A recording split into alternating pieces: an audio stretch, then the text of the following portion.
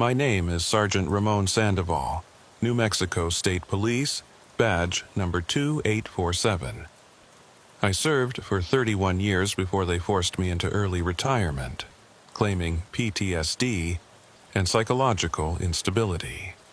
They weren't entirely wrong about that last part, but not for the reasons they think. You can't patrol the high desert of New Mexico for 3 decades without seeing things that change you. Things that make you question everything you thought you knew about reality. But what happened on Highway 666 during the summer of 2003 didn't just change me. It fundamentally altered my understanding of what exists in those vast stretches of nothing between Gallup and the Colorado border. They've changed the name now, calling it U.S. Route 491, claiming it was just to eliminate confusion with other highways. But those of us who worked that stretch of asphalt know the real reason. Too many incidents, too many reports that couldn't be explained away, too many officers like me who came back from patrol shifts unable to articulate what they'd witnessed out there in the desert darkness. The bureaucrats in Santa Fe thought changing the numbers would somehow change what happens on that road. They were wrong. You can paint over rust, but it keeps eating through the metal underneath. I need to tell this story now because I'm getting older, and the other officers who know what I know are either dead, missing, or too scared to talk. The younger generation of troopers, they don't understand why the old-timers avoid certain patrol routes, why we always check our mirrors even in broad daylight, why we never, ever stop at mile marker 37 after sunset. They think we're superstitious, traumatized by too many fatal accidents, too many years of seeing the worst humanity has to offer. They don't realize that humanity isn't the worst thing you can encounter on the highways of New Mexico. The high desert is a peculiar kind of beautiful during the day. The landscape stretches out in every direction, painted in shades of red and brown, dotted with sage and juniper, broken only by the ancient mesas that rise like the broken teeth of some buried giant. The sky is so vast it makes you feel insignificant, just another speck of dust blown across the endless expanse. But at night, that beauty transforms into something else entirely. The darkness out there isn't like city darkness or even forest darkness. It's absolute, primordial, the kind of black that makes you understand why ancient peoples believed in demons and monsters. And maybe they weren't wrong. I grew up in Farmington, in the northwestern corner of the state where the Navajo, Ute, and Apache lands all come together. My grandmother was half Navajo, and she used to tell me stories about the desert that would make my skin crawl. Stories about skinwalkers, about the Chindi, the evil spirits that remain after death, about places where the veil between worlds grows thin. I always thought they were just stories, cautionary tales meant to keep children from wandering off into the desert. It wasn't until I became a state trooper that I realized my grandmother wasn't trying to scare me. She was trying to prepare me. My first posting was in Gallup, right on the edge of the Navajo Nation.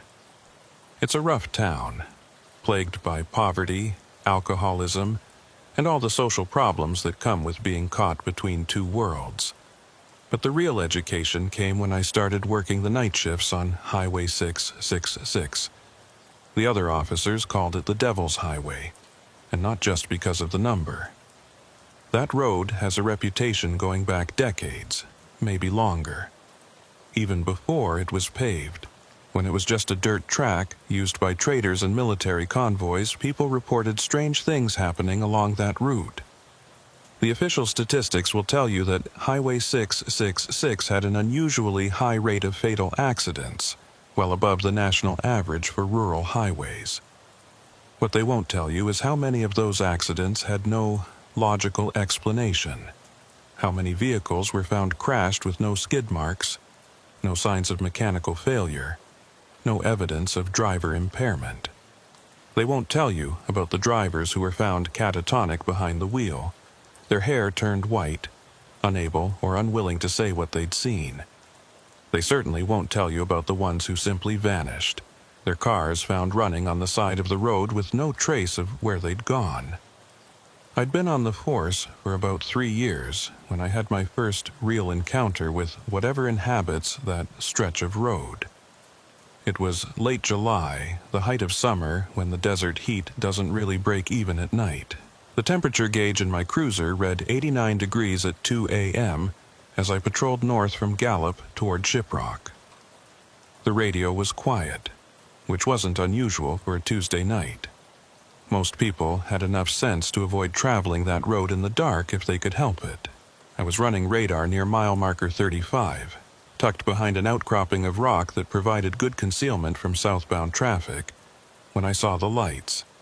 At first, I thought it was just another vehicle, maybe someone with their high beams on, but the lights were wrong. They were too bright, too white, and they seemed to pulse with a rhythm that made my eyes water. I stepped out of my cruiser thinking maybe it was someone in distress, perhaps having car trouble.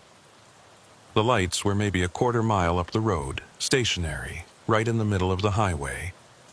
As I watched, the lights suddenly shot straight up into the air, moving faster than anything I'd ever seen. They hovered there for a moment, maybe 500 feet up, then disappeared. Not gradually, not flying away, just gone, like someone had flipped a switch. I stood there in the dark, my hand instinctively on my service weapon, trying to process what I'd just witnessed. My rational mind was already working to explain it away. Military aircraft from White Sands, weather balloon, optical illusion caused by the heat. But my gut knew better. My gut knew I'd just seen something that didn't belong in our world. I got back in my cruiser and drove to where the lights had been. The asphalt was hot, much hotter than it should have been, and there was a smell in the air like ozone and burnt metal. My radio started acting up, cycling through frequencies on its own, picking up what sounded like voices speaking in languages I didn't recognize. Then, clear as day, I heard my grandmother's voice come through the static. She'd been dead for 5 years at that point. She said my name once, Raman. In that way, she used to when she was worried about me, and then the radio went completely dead. I sat there in my cruiser for maybe 10 minutes, engine running, every instinct screaming at me to drive away as fast as I could. But I was a cop, and cops investigate. So I got out again, flashlight in hand, and started examining the road. That's when I found the prints. They were burned into the asphalt, 3 perfect circles arranged in a triangle, each about 3 feet in diameter. The asphalt inside the circles had been melted and reformed into a glass-like substance that reflected my flashlight beam in ways that hurt to look at. I took photos, made measurements, wrote everything down in my notepad with hands that wouldn't stop shaking. I was going to file a report, demand an investigation, get answers. But when I got back to the station at the end of my shift, something made me hesitate. Maybe it was the way the other officers looked at me when I started to tell them what I'd seen, the way their expressions shifted from interest to concern to that particular kind of pity reserved for someone who's cracking under the pressure. Maybe it was remembering all the officers who'd reported similar things and then found themselves transferred to desk duty or encouraged to take early retirement. So I kept my mouth shut. I filed a routine patrol report with no mention of lights or voices or impossible burn marks. But I kept the photos, kept my notes, and started keeping a separate, private log of everything strange I encountered on Highway 666. Over the years, that log grew thick with incidents that had no rational explanation, and I learned I wasn't alone. There was an informal network of officers, past and present, who'd seen things on that road. We didn't talk about it openly, but we knew how to recognize each other. A certain look in the eyes, a particular hesitation when discussing patrol routes, the way we all unconsciously checked our mirrors more often than necessary. The summer of 2003 was when everything came to a head. There had been a drought that year. the worst in decades. The desert was even more barren than usual. The few water sources dried up. The vegetation withered and brown. The heat was oppressive, regularly hitting 115 degrees during the day, barely dropping below 90 at night. It was the kind of heat that made people do crazy things, that brought out the worst in everyone. The number of domestic violence calls spiked, bar fights increased, and there were more fatal accidents on the highways than we'd seen in years. But there was something else happening that summer. Something the media never reported and the department kept strictly classified. People were disappearing along Highway 666 at an unprecedented rate. Not just one or two, which might be explained by the harsh conditions or people getting lost in the desert. We're talking about 17 confirmed disappearances in a 3-month period, all along a 20-mile stretch of highway between mile markers 30 and 50. 17 people who simply vanished without a trace, leaving behind vehicles with no signs of struggle, no indication of where they might have gone. The department brought in search teams, helicopters, even cadaver dogs. They found nothing. No bodies, no clothing, no signs of violence. It was as if these people had simply ceased to exist. The FBI got involved, thinking it might be a serial killer or human trafficking ring. They set up surveillance, increased patrols, even used undercover officers as bait. But the disappearances continued, and no pattern emerged that made any conventional sense. I was working the night shift on August 15th when I got the call that would change everything. Dispatch reported an abandoned vehicle near mile marker 37, hazard lights on, driver's door open. It was the exact scenario that had preceded several of the disappearances. I was the closest unit about 5 miles south, so I responded immediately. As I drove north, I noticed something strange. My odometer was running backward. Not malfunctioning, not stuck, but actively counting down the miles as if I was driving in reverse while moving forward. The radio started picking up that same strange interference I'd experienced years before. Voices in unknown languages mixed with bursts of static that almost sounded like screaming. My thermometer showed the outside temperature dropping rapidly, from 91 degrees to 72 to 58 in the span of 30 seconds. By the time I reached mile marker 37, my breath was fogging in the air, and frost was forming on my windshield. In August, in the New Mexico desert.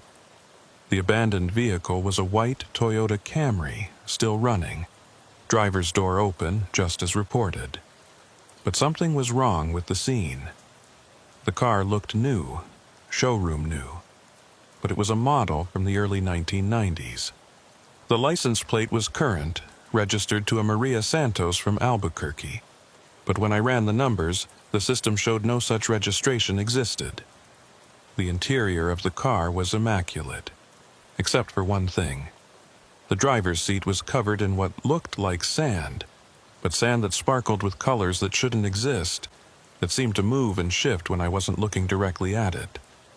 I called for backup, but my radio wouldn't work.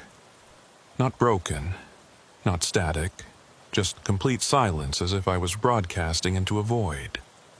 My cell phone showed no signal, which wasn't unusual for that stretch of road, but the screen kept flickering, showing dates and times that made no sense.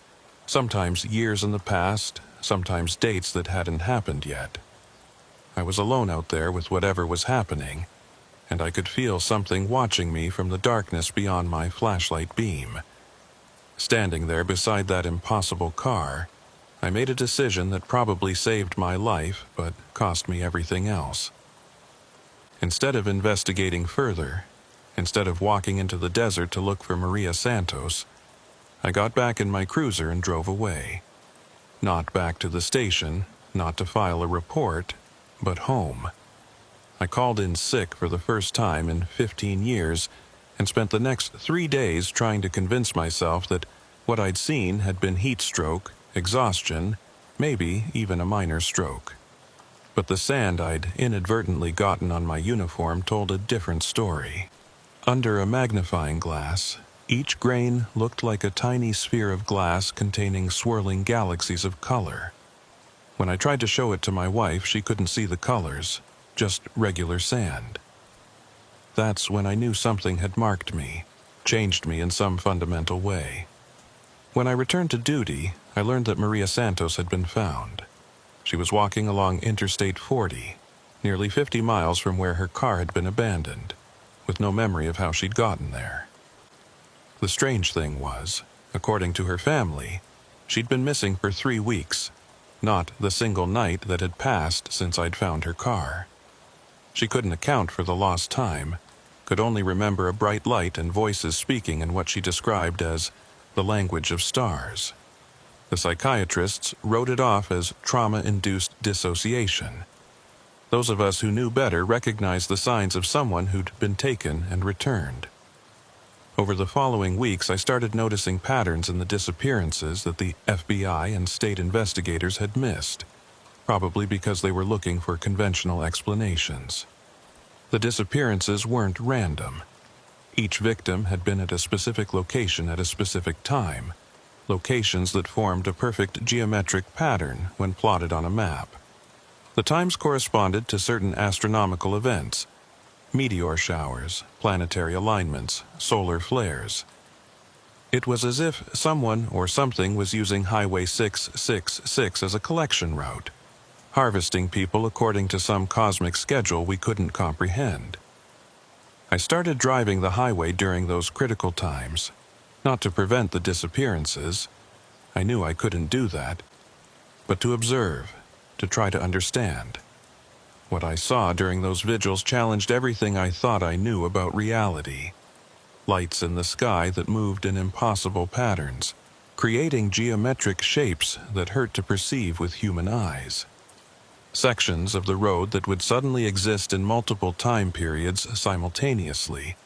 I once saw a Spanish conquistadors' expedition crossing the highway, their horses passing through modern cars like ghosts. Another time, I watched a convoy of military vehicles from what seemed to be the future. Their design unlike anything in current use, accompanied by things that might have been soldiers but moved with too many joints in their limbs. The Navajo officers on the force, the ones who still remembered the old stories, they understood what was happening better than the rest of us. Officer Ben Yazzie, who'd grown up on the reservation, told me about the ancient warnings about places where our world touched others, where the boundaries were thin. He said Highway 666 had been built along one of these boundaries, what his grandfather called a star road, a path used by beings that existed between dimensions. The highway department had unknowingly paved over something that should have been left alone, creating a permanent breach that things could pass through. The more I investigated, the more I realized this wasn't a new phenomenon. I found newspaper accounts going back to the 1940s, reports from traders and travelers about strange lights and missing time along what would become Highway 666. There were Native American petroglyphs in the area that depicted beings descending from the stars, taking people up into geometric shapes that looked remarkably like the patterns I'd been mapping. The military knew something too.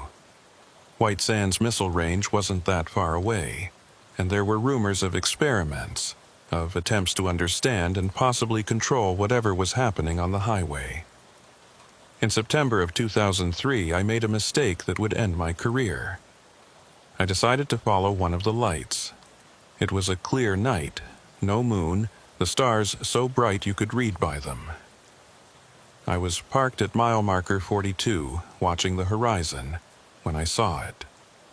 A sphere of blue-white light moving slowly along the highway about 30 feet above the ground.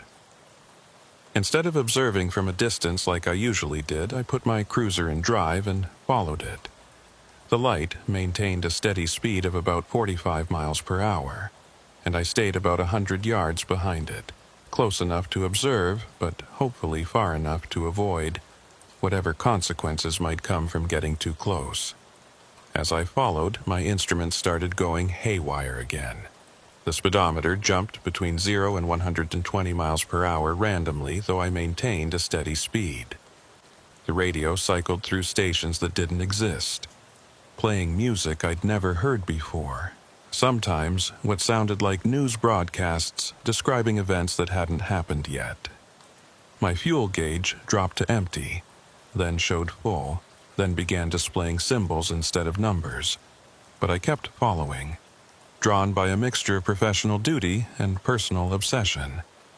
After about 10 miles, the light suddenly stopped and descended to hover just above the road surface. I stopped too, keeping my distance. Through my windshield, I could see the asphalt beneath the light beginning to shimmer and ripple like water. Then, emerging from that liquid road as if rising from a pool, came a figure. Human in shape, but wrong in every detail. Too tall, limbs too long, moving with a fluidity that suggested its bones weren't arranged like ours. It stood there in my headlights for a moment, and even from 100 yards away, I could feel it looking at me, evaluating me with an intelligence that was vast and utterly alien. Then it spoke, not with sound, but directly into my mind, in a voice that felt like mathematics being translated into emotion. It told me things I can barely comprehend, let alone describe. That Highway 666 was indeed a boundary, but not between worlds, between states of existence. That what we call reality is just one frequency in an infinite spectrum, and that there are beings that can move between these frequencies like we change radio stations. That the disappearances weren't abductions, but migrations. People who had been selected to exist on a different frequency to become something more than human. It showed me visions of where the missing people had gone, and I wished to God it hadn't. They weren't dead, but they weren't alive in any sense we understand. They existed in a place where time moved sideways, where consciousness could occupy multiple bodies simultaneously, where the laws of physics were more like suggestions. Some of them had adapted, evolved, become things that bore no resemblance to the humans they'd once been. Others were trapped in endless loops of transformation, their minds shattered by trying to perceive reality from angles the human brain wasn't designed to process. The being offered me a choice. I could join them, step through the liquid road, and leave behind all the limitations of human existence. Or I could remain, but with the knowledge of what I'd seen burned into my consciousness, forever changed by the truth of what lurks just beyond our perception. I chose to remain, though sometimes late at night when I can feel the weight of that knowledge pressing down on me, I wonder if I made the right decision. When the being finally retreated back into the road, and the light ascended back into the sky, I found myself parked at mile marker 37, 5 miles from where the encounter had started. My dashboard clock showed that 7 hours had passed, though it had felt like minutes. The fuel tank that had been full when I started my shift was now nearly empty, and on my uniform I found more of that impossible sand, forming patterns that seemed to move and shift, creating symbols that almost made sense before dissolving into randomness. I drove back to the station in a daze, trying to process what had happened. When I walked in, the other officers looked at me strangely. Sergeant Martinez asked if I was feeling okay, said I looked pale, older somehow. When I looked in the mirror in the station bathroom, I understood what he meant. My hair, which had been solid black when I'd started my shift, now had streaks of white running through it. The lines around my eyes had deepened, and there was something different about the eyes themselves, a depth that hadn't been there before, as if they were seeing more than just the visible spectrum. I tried to continue my duties, but it became increasingly difficult. I could see things others couldn't, shadows moving in patterns that defied the light sources casting them. Glimpses of other frequencies bleeding through, people who weren't entirely there, existing partially in our reality and partially somewhere else. The worst part was knowing that Highway 666 was just one of many such places, that these boundaries existed all over the world, and that the traffic between dimensions was constant and growing. The department started noticing my erratic behavior.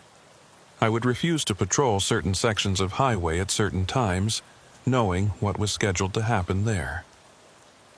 I filed reports about incidents that no one else could verify. I tried to warn people about the patterns I'd discovered, the correlation between the disappearances and cosmic events, but I was dismissed as paranoid, suffering from stress-induced delusions. The final straw came when I tried to prevent what I knew would be a mass disappearance event. October 2003 brought with it a series of astronomical events that, to most people, were nothing more than interesting news items. A solar maximum was approaching. Mars was closer to Earth than it had been in 60,000 years, and the Leonid meteor shower was predicted to be particularly spectacular. But to me, these weren't separate incidents. They were components of something larger, pieces of a cosmic mechanism clicking into place. The patterns I'd been tracking for months were accelerating, converging on a specific date. October 31st. Halloween night. The irony wasn't lost on me. I tried to warn my superiors. I prepared a detailed report showing the correlation between the astronomical events and the disappearances, complete with maps, timelines, and projections for what I believed would happen on Halloween. Captain Rodriguez looked at my report for exactly 30 seconds before setting it aside and suggesting I take some vacation time. When I told him that based on the patterns, we could expect at least 20 disappearances in a single night, he made the suggestion mandatory.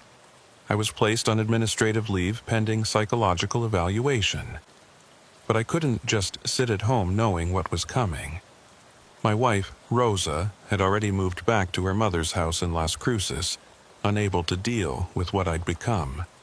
The midnight ravings, the obsessive note-taking, the way I would stare at empty spaces seeing things that weren't there, or weren't supposed to be there. She still loved me, she said, but she couldn't watch me disappear into madness. I couldn't blame her. From her perspective, that's exactly what was happening. On the night of October 30th, I loaded my personal vehicle with everything I thought I might need. Cameras, both digital and film, recording equipment, flares, emergency supplies, and my grandfather's rifle, though I knew conventional weapons would be useless against what was coming. I also brought the collection of items I'd gathered over the months: the impossible sand, fragments of melted asphalt that contained swirling galaxies, a piece of metal from a crashed vehicle that was somehow both solid and liquid simultaneously. These objects had changed me, allowed me to perceive things on different frequencies. I hoped they might also protect me from being taken. I drove to Highway 666 as the sun set, painting the desert in shades of blood and shadow.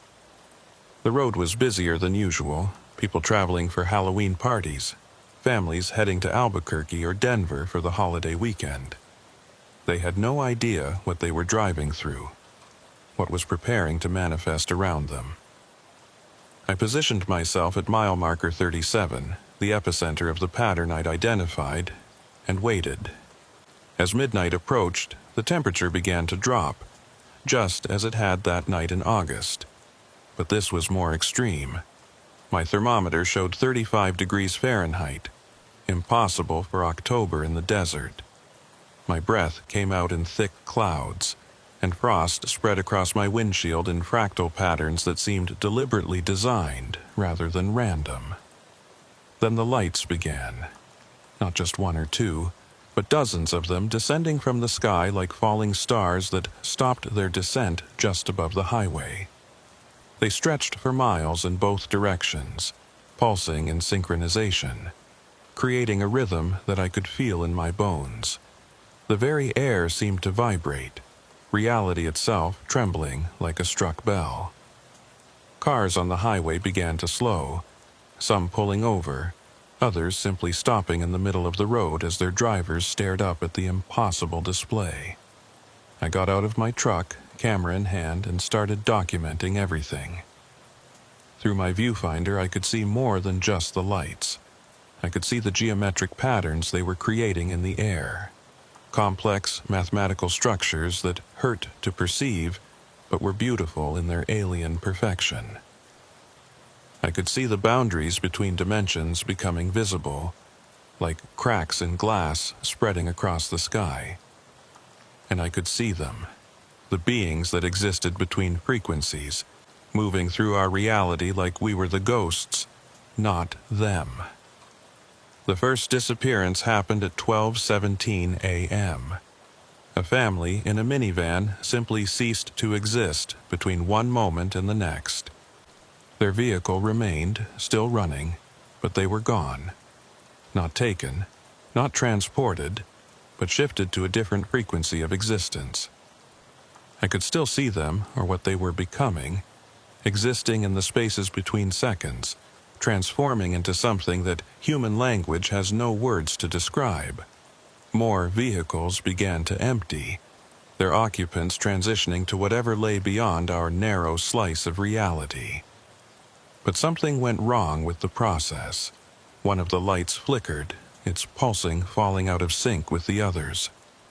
The geometric patterns in the sky began to distort, and I heard, or felt, something like a scream that existed below the range of human hearing, but made every cell in my body vibrate in sympathy.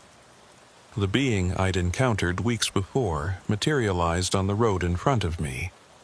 But this time it wasn't alone. There were dozens of them, all manifesting simultaneously, and they were agitated, moving with an urgency I hadn't seen before. The lead being approached me, and once again, I felt its consciousness brush against mine. But this time, instead of offering choices or showing visions, it was seeking help. The images it projected into my mind were fragmented and chaotic, but I understood the essence. The boundary between dimensions wasn't just opening, it was rupturing. Something had gone wrong with their careful manipulation of the crossing points. Instead of a controlled migration, they were facing a catastrophic merge of realities that could destroy both our dimension and theirs. The being showed me what needed to be done. The pattern had to be completed, but it required something from our side, an anchor point in our reality to stabilize the boundary. It needed someone who had been exposed to both frequencies, someone who could exist partially in both dimensions without losing cohesion. It needed me. I want to say I thought about it, that I weighed the decision carefully, but the truth is there was no decision to make. I could feel the rupture growing, reality itself beginning to unravel at the edges. I could see past and future colliding, the desert simultaneously existing in every moment of its history. Spanish conquistadors marched through modern RVs. Native Americans on horseback rode alongside semi-trucks, and things that might have been humans from some distant future flickered in and out of existence. If the rupture wasn't stabilized, both dimensions would collapse into something that neither could survive. I walked to the center of the pattern, to the spot where all the lights converged directly above mile marker 37. The beings surrounded me, their forms becoming more solid as I approached the convergence point. I could feel myself beginning to shift, my consciousness expanding beyond the boundaries of my physical form. I existed in multiple moments simultaneously. I was 5 years old, listening to my grandmother's stories about the desert spirits. I was 23, taking my oath as a state trooper. I was 54, standing in the middle of Highway 666 as reality came apart at the seams. And I was ancient, older than the desert itself, watching the first humans cross this land. The impossible sand I'd collected began to glow, rising from my pockets to swirl around me in patterns that matched the geometric structures in the sky. The fragments of altered reality I'd gathered acted as focusing lenses, allowing me to channel the energy needed to stabilize the rupture. I became the anchor point, existing simultaneously in our dimension and theirs, holding the boundary in place through sheer force of will, and the changes that had been accumulating in my body since my first encounter with the lights. The process was agony and ecstasy combined. I could feel every atom in my body being rewritten, adjusted to exist on multiple frequencies simultaneously. My consciousness expanded beyond anything I could have imagined, touching the minds of everyone who had ever disappeared along this highway. They weren't gone. They were transformed, existing in a state of being that transcended our understanding of life and death. Some had adapted beautifully, becoming creatures of pure thought and energy. Others were trapped between states, neither fully here nor fully there, crying out for release. Through my expanded perception, I could see the entire pattern now. Not just Highway 666, but the global network of crossing points, boundaries, and thin places where dimensions touched. I understood that what was happening here was happening everywhere, that humanity was being slowly prepared for a transformation that had been planned since before our species evolved. The disappearances weren't random or malevolent. They were a selection process, choosing individuals with specific genetic markers, specific consciousness patterns that would allow them to survive the transition to a multi-dimensional existence. But humanity wasn't ready. We were supposed to have centuries more to evolve, to develop the mental and physical capabilities needed to handle the transition. Something had accelerated the timeline. Perhaps our nuclear experiments. Perhaps our ventures into space. Perhaps simply the exponential growth of our technology. The beings from the other frequency were trying to manage a process that was spiraling out of control, and Highway 666 had become ground zero for their attempts to slow things down. As I held the rupture stable, preventing the catastrophic merger of dimensions, I saw possible futures branching out like a tree of light. In some, humanity successfully made the transition, becoming something wonderful and terrible, spreading across multiple dimensions like gods. In others, we failed to adapt, our reality collapsing into quantum foam, erasing not just our present but our entire history. The path we would take depended on choices being made right now, in this moment, on this highway. The stabilization process felt like hours but lasted only minutes in our time frame. When it was complete, the lights began to withdraw, ascending back into the sky one by one. The geometric patterns dissolved, the cracks in reality sealed themselves, and the normal October warmth returned to the desert. The beings faded from view, but I could still feel them, existing just outside our normal perception, watching, waiting, preparing for the next convergence. When the last light disappeared, I found myself standing alone on Highway 666 surrounded by empty vehicles. 23 cars, trucks, and RVs sat abandoned on the road. Their occupants successfully transitioned to the other frequency. But something had changed in the process. The transition was cleaner, more controlled. The people who had been taken weren't trapped between states. They had made it fully across, their consciousness intact, their transformation complete. I had helped save them, even as I had helped save our reality from rupture. The official report stated that a chemical spill from an overturned tanker truck had caused mass hallucinations along Highway 666 on Halloween night, resulting in multiple drivers abandoning their vehicles in panic. The missing persons were explained as people who had wandered into the desert while disoriented and died of exposure, their bodies consumed by scavengers or lost in the vast emptiness. It was a neat, tidy explanation that everyone could accept, that let everyone sleep at night. The families of the disappeared were given death certificates, insurance payouts, and encouraged to move on with their lives. But I knew the truth. I could still feel them. The ones who had transitioned, existing in their new state just beyond our perception. Sometimes, in the moments between waking and sleeping, I could almost hear them, their consciousness brushing against mine like whispers in a language made of pure mathematics and emotion.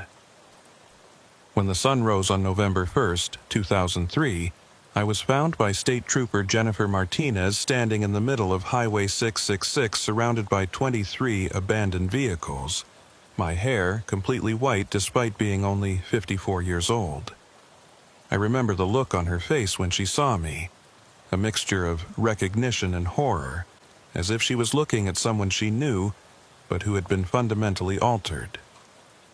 Her hand went to her weapon instinctively, not because she thought I was dangerous, but because some primitive part of her brain recognized that I had become something other than entirely human. The dashboard camera from my personal vehicle, which I had carefully positioned to record everything, showed only static for the crucial hours between midnight and dawn. The digital photos I'd taken revealed nothing but blurred lights and distorted landscapes that could have been anything or nothing. The film cameras had fared even worse. The film was completely exposed, as if it had been bombarded with radiation. The only evidence of what had really occurred was in my own transformed body and consciousness, and that evidence made me appear insane to anyone who hadn't experienced what I had. They took me to the University of New Mexico Hospital in Albuquerque for evaluation. For 3 days, I underwent every test they could think of. MRIs, CT scans, blood work, psychological evaluations. The physical tests showed anomalies they couldn't explain. My brain activity was off the charts, showing patterns usually only seen in advanced meditation states or near-death experiences. My blood contained trace elements that shouldn't exist naturally on Earth, isotopes that suggested exposure to cosmic radiation of a type never before recorded. My DNA showed subtle mutations, nothing dramatic, but enough to suggest I had been exposed to something that had rewritten portions of my genetic code. The psychological evaluation was where things really fell apart. Dr. Patricia Vaughn, the psychiatrist assigned to my case, was thorough and not unkind. She listened patiently as I tried to explain what had happened, though I could see in her eyes the growing conviction that I had suffered a complete psychotic break. When I told her about the beings from other dimensions, about the rupture in reality, about serving as an anchor point between worlds, she made notes about elaborate delusion systems and dissociative episodes with paranoid features. The worst part was when they brought in Rosa, my wife of 23 years. She sat across from me in that sterile hospital room, tears streaming down her face, begging me to accept help, to take the medication, to admit that what I had experienced was a hallucination brought on by stress. I wanted so badly to comfort her, to tell her what she needed to hear, but I couldn't lie, not about this. When I looked at her, I could see her existing on multiple dimensional frequencies simultaneously. The Rosa who was my wife in this reality, the Rosa who had died in a car accident in another timeline, the Rosa who had never married me in yet another. All these versions of her overlapped in my perception, making it difficult to focus on just the one sitting in front of me. Captain Rodriguez came to visit on the 4th day. He was a good man, had always been fair with me, and I could see he was struggling with what to do. He sat down heavily in the visitor's chair, his uniform immaculate as always, but his face showing the strain of the past few days. The department was under pressure to provide answers about what had happened on Highway 666. 23 people were missing, their families demanding explanations. The media was starting to pick up the story, and there were already conspiracy theorists claiming everything from alien abduction to government experiments. "Raman," he said, using my first name for perhaps the 3rd time in our entire professional relationship, "I need you to help me understand what happened out there. The official investigation is leaning toward some kind of mass hysteria event, possibly triggered by an unknown chemical agent. But you were there. You were at the center of it. What really happened? I could have lied. I could have agreed with the chemical spill theory, taken early retirement on medical grounds, and lived out my days quietly. But something in me refused to deny what I had experienced, what I had become. So I told him the truth, all of it, knowing how it would sound. I told him about the patterns I'd been tracking for months, about the beings from other dimensions, about the convergence and the rupture and my role in preventing a catastrophic merger of realities. I showed him the impossible sand that still clung to my uniform, the sand that contained swirling galaxies visible only to those whose perception had been altered. Rodriguez listened without interrupting, his expression growing more concerned with each detail. When I finished, he was quiet for a long moment, then pulled out a document from his briefcase. It was a medical retirement package, already prepared, requiring only my signature. The terms were generous: full pension, comprehensive medical coverage, even a disability supplement for injuries sustained in the line of duty. All I had to do was sign and agree to ongoing psychiatric treatment. "Take the deal, Ramon," he said quietly. "Please. For Rosa, for yourself. The department can't support what you're claiming. If you insist on this version of events, we'll have no choice but to proceed with involuntary commitment.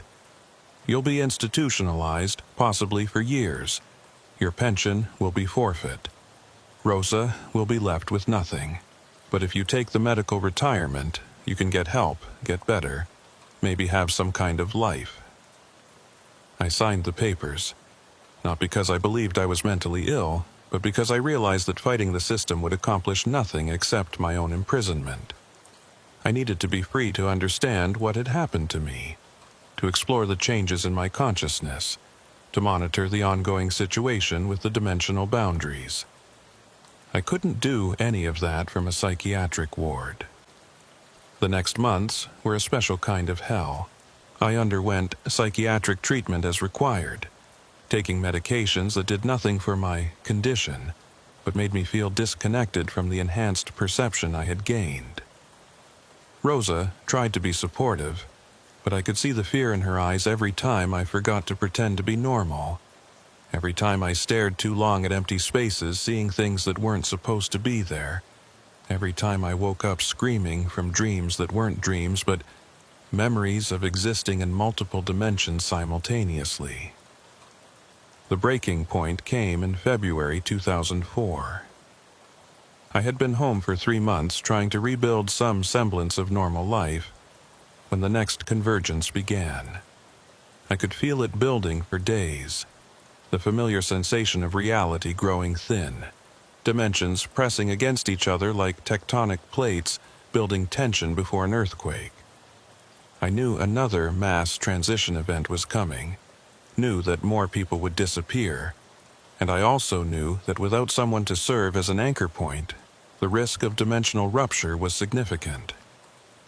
I tried to warn the authorities, calling the state police, the FBI, even attempting to contact military officials at White Sands. But my reputation preceded me. I was the cop who had gone crazy on Highway 666 who claimed aliens were abducting people into alternate dimensions. No one would listen. The night of February 15th, I left the house while Rosa was sleeping and drove back to Highway 666. I couldn't let another rupture occur, couldn't risk the catastrophic merger of realities, even if it meant sacrificing what remained of my normal life. The convergence was smaller than the Halloween event, but no less intense. This time, I was prepared. I had spent months learning to control my enhanced perception, to consciously shift between dimensional frequencies, to communicate with the beings that existed in the spaces between realities. When the lights descended and the geometric patterns began forming in the sky, I was ready. I took my position at the anchor point and facilitated the transition of 7 individuals who had been selected for dimensional migration. This time, I was able to communicate with them before they crossed over, to explain what was happening, to give them a choice. Most were terrified, but one, a young physics professor from Albuquerque named Dr. Sarah Chen, understood immediately. She had been working on string theory, on mathematical models of multiple dimensions, and what she was experiencing confirmed her theoretical work.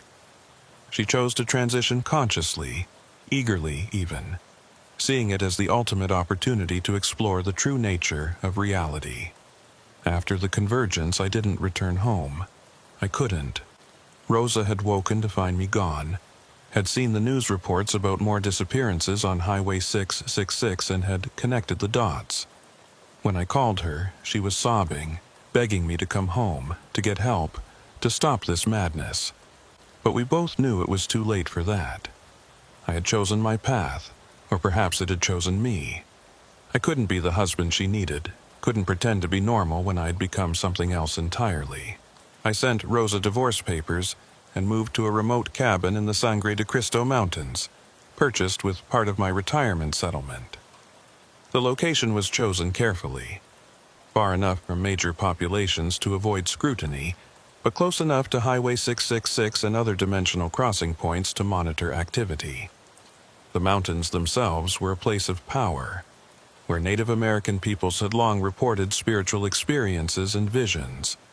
I suspected, correctly as it turned out, that the altitude and geology created natural conditions that made dimensional boundaries thinner. Over the following months and years, I discovered I wasn't alone in my transformation. There was a loose network of individuals who had been changed by contact with dimensional crossing points, people who existed partially in multiple realities and could no longer fully integrate into normal society.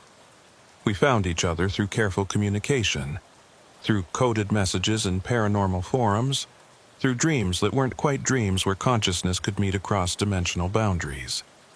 There was Marcus Webb, the Texas State Trooper I mentioned, who patrolled a section of Route 287 that experienced similar phenomena. Lisa Brennan, a park ranger from Olympic National Park who had encountered something in the deep forest that had left her able to see through time, experiencing past, present, and future as a single continuous moment. David Hopa, a Hopi elder who had always known about the crossing points, whose people had oral traditions going back millennia about the star people and the times of transition. Together, we began to piece together the larger picture. The dimensional convergences weren't random events, but part of a carefully orchestrated process that had been ongoing for millions of years. Earth, it turned out, was a kind of nursery, a place where consciousness evolved to the point where it could transcend physical dimensions. Every species that had developed on our planet had eventually faced this transition. The dinosaurs hadn't been wiped out by an asteroid. They had evolved beyond physical form. The same with countless other species that had seemingly gone extinct. Humanity was approaching its transition point, but we were doing so chaotically, without the gradual preparation that most species underwent. Our rapid technological advancement, our nuclear experiments, our ventures into space had accelerated our consciousness evolution beyond our physical and social evolution.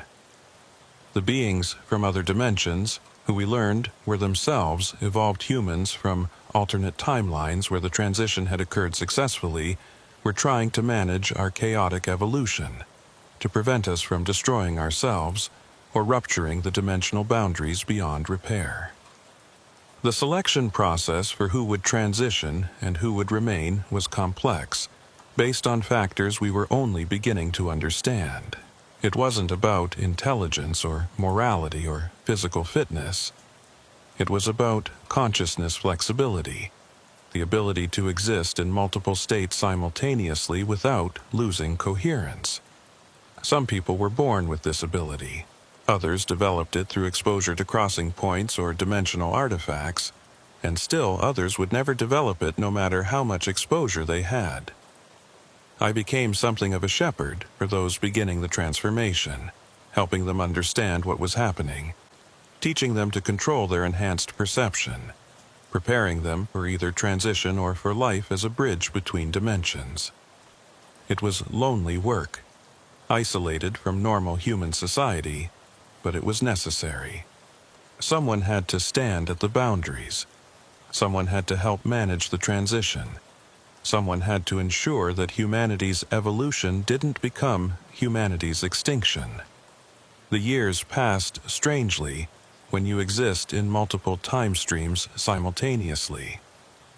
I aged in some dimensions while remaining young in others. I watched civilizations rise and fall in alternate timelines, saw the various paths humanity might take, witnessed both our greatest triumphs and our most catastrophic failures. The knowledge was both a blessing and a curse, showing me the vast potential of our species while also revealing how precariously we balanced on the edge of transformation or annihilation. In 2013, exactly 10 years after the Halloween convergence, I witnessed something that changed my understanding once again. A young girl named Emma Thompson, only 13 years old, not only survived a dimensional convergence without any preparation or anchor point, but managed to consciously navigate between dimensions at will. She represented a new generation, children born after the millennium who seemed naturally adapted to multi-dimensional existence. They didn't need the traumatic transformation that my generation had undergone. They were born ready for the transition. Emma and others like her gave me hope. Perhaps humanity wouldn't need centuries to prepare for the transition. Perhaps we were already evolving, already adapting, already becoming something more than we had been. The children understood instinctively what had taken me years to learn: that reality was fluid, that consciousness was the only constant, that the boundaries between dimensions were constructs that could be transcended with the right perspective. I began working with these children, teaching them what I knew while learning from their instinctive understanding of multidimensional existence. We established a kind of school, hidden in the mountains, where those with enhanced perception could learn to control and develop their abilities. The outside world thought it was a treatment center for children with dissociative disorders, which wasn't entirely wrong from a certain perspective. As I write this in 2023, 20 years after the Halloween convergence, the transformation of humanity is accelerating. The dimensional boundaries grow thinner each year. More people are experiencing spontaneous perception shifts, seeing through the veil between realities. The governments of the world know something is happening, even if they don't understand what. There are secret projects, attempts to weaponize dimensional travel, efforts to prevent the transitions. They will all fail because they're trying to control something that can't be controlled, trying to prevent an evolution that's as inevitable as the sunrise. Highway 666 no longer exists on maps, renamed in a futile attempt to change its nature. But the crossing point remains active, one of dozens around the world that serve as gateways between dimensions. I still monitor it, still serve as an anchor point when needed, still help facilitate the transitions of those ready to evolve beyond singular dimensional existence. It's my purpose now, my duty, my privilege to stand at the threshold between worlds and help humanity through its greatest transformation. To those reading this who have experienced missing time, who have seen lights that shouldn't exist, who have felt reality shift around them, you're not crazy. You're evolving. The strange experiences, the perception shifts, the sense that reality isn't quite solid anymore, these are all symptoms of your consciousness expanding beyond three-dimensional limitations. Don't fight it. Don't let them medicate it away. Embrace it, learn to control it, and prepare for the choice that will eventually come to all of humanity.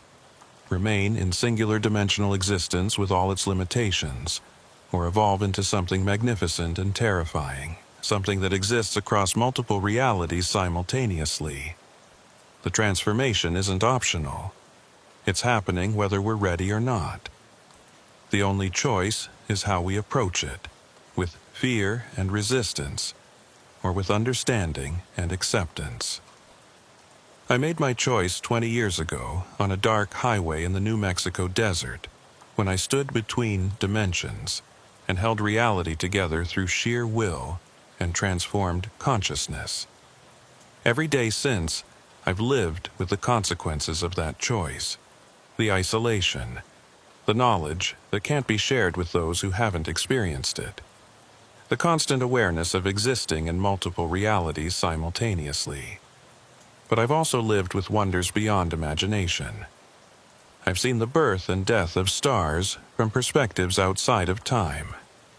I've communicated with evolved consciousness that makes our greatest philosophers seem like children. I've witnessed the infinite possibilities of existence, the countless ways consciousness can manifest and experience itself. I've become something more than human while still retaining my humanity, and in that paradox, I've found a purpose greater than anything I could have imagined as a simple state trooper patrolling the highways of New Mexico. This is my testimony, my warning, and my invitation. The dimensional boundaries are breaking down. The evolution of human consciousness is accelerating. The selection process continues, and more people disappear into other dimensions every day. Some go willingly, understanding what they're choosing. Others are pulled through by forces they don't understand. Still others resist and remain, but changed, transformed into bridges between worlds. Highway 666 was just the beginning, my personal entry point into a larger reality. There are crossing points everywhere now, places where dimensions bleed through, where the impossible becomes possible, where human consciousness can transcend its physical limitations. You might encounter one on a remote highway, in a deep forest, in the desert under a star-filled sky, or even in the heart of a city where reality has worn thin from millions of consciousness passing through the same space. When you do encounter a crossing point, and if you're reading this, feeling a resonance with these words, you will remember that you have a choice. You can turn away, stay in the comfortable illusion of singular reality, live out your life in 3 dimensions. Or you can step forward into the unknown, embrace the transformation, and become part of humanity's next evolutionary leap. The choice is yours, but choose consciously, because once you step through, once you allow your consciousness to expand beyond dimensional boundaries, there's no going back to the simple, limited existence you once knew. My name is Sergeant Ramon Sandoval, and I stand watch at the boundaries between worlds. I am the anchor point, the bridge, the guide for those ready to evolve beyond singular dimensional existence. The highway that brought me to this destiny may have been renamed, but its true nature remains unchanged. It's still a crossing point, still a place where realities converge, still a gateway to transformation for those brave enough to take the journey. The lights are descending again tonight. I can feel the convergence building, reality growing thin, dimensions pressing against each other. Soon, more people will face the choice. We'll have to decide whether to evolve or remain. I'll be there, as I always am now, standing at the threshold, helping them understand what's happening, facilitating their transformation if they choose it, stabilizing reality if they don't. This is my purpose now, my burden and my gift. To serve as humanity's guardian at the dimensional boundaries, to help our species through its greatest transformation, to ensure that when we finally evolve beyond our current form, we do so with consciousness intact, with choice preserved, with the essence of what makes us human carried forward into whatever we become. The highway is calling, the lights are descending, reality is shifting. The transformation continues, and I stand watch, now and always, at the crossing points between worlds.